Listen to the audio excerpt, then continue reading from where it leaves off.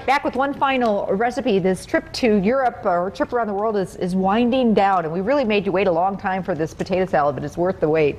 This is Sue Martin from Nina. Thanks so much for coming on the show. My pleasure, Amy. Happy to be here. Sue emailed me this recipe a while back, and I'm like, oh yeah, we have to do this on the show. Anything with bacon, and it's a German potato salad. It is, yes, and I actually got it from my friend. Her parents are from Germany. She gave me the recipe, and I jazzed it up some. It was originally called for cold, but I made it hot. I can't make it, the same way it is. I always have to be tweaking recipes. It's just my nature. I do that too, and I love when German potato salad warm. There's something about it that just makes it special, I think. It is. It's a very good comfort food for winter, and my son absolutely loves it. And my husband and his folks back in Menasha love it. So, yep. And it's a great side too. If you're grilling brats, this is the perfect side. So, and I love this recipe because it's really, really easy. My kind of recipe. So we started out with some bacon, a full pound of bacon, and you can either go a half a pound or a full pound. And if you're health conscious, like my daughter Carrie, turkey bacon works just as well, except you're not going to have the grease to add, that makes it tasty. Yeah, true, true. And we happen to use maple bacon, and we've been smelling it all morning as we've been cooking it, and it's amazing. And you said that once you started using the maple flavored, you use that all the time now. It is. I accidentally bought it one day, and I used to put, regular bacon in this, and the maple actually gives it a little bit of an extra boost too. So it's good. Yummy. So we've just kind of browned it up, not cooked it all the way through though, right? Right. Okay, right. so we're going to cook some more in the oven. And don't throw out those drippings. We're going to use those. So you tell me when you're ready for the drippings. Okay. First of all, we're going to pan our baking dish. Okay. Because this thing has flour and water, and you know how that kind of gets gooey and gluey. Yes, yes. And 2 cups of water. And I'm going to work on our potatoes. Okay. We've got about, what, 6 or 8 potatoes? Yeah.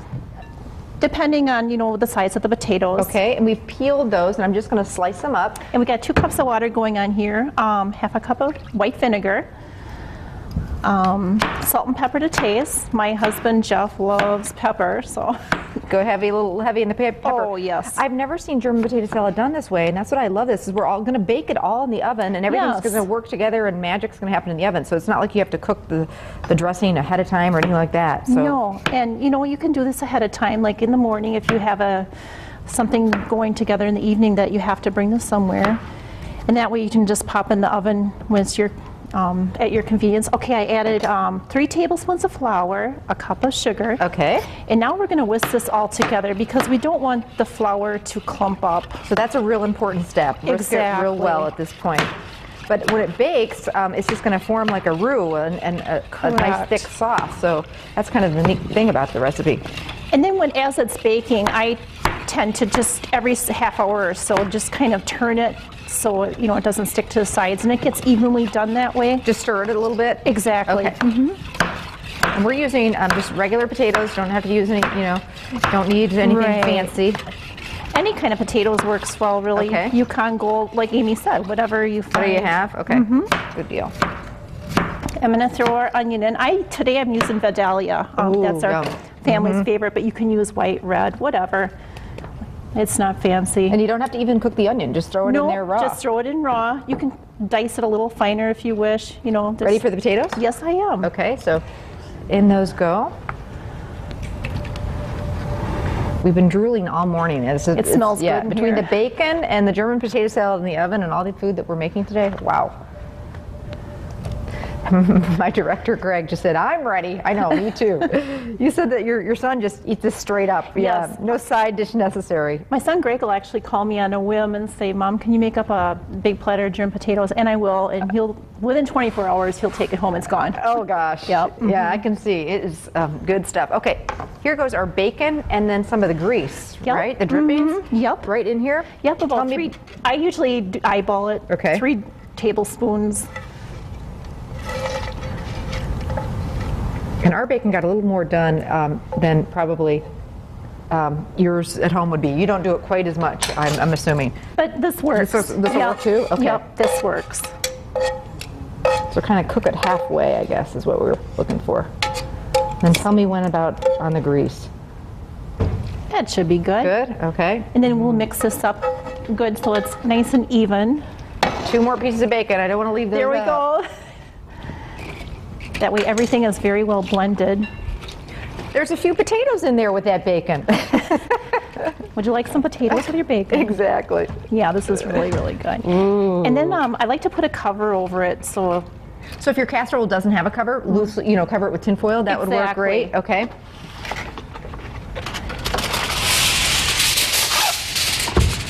What is the oven temperature? 350. 350. Right.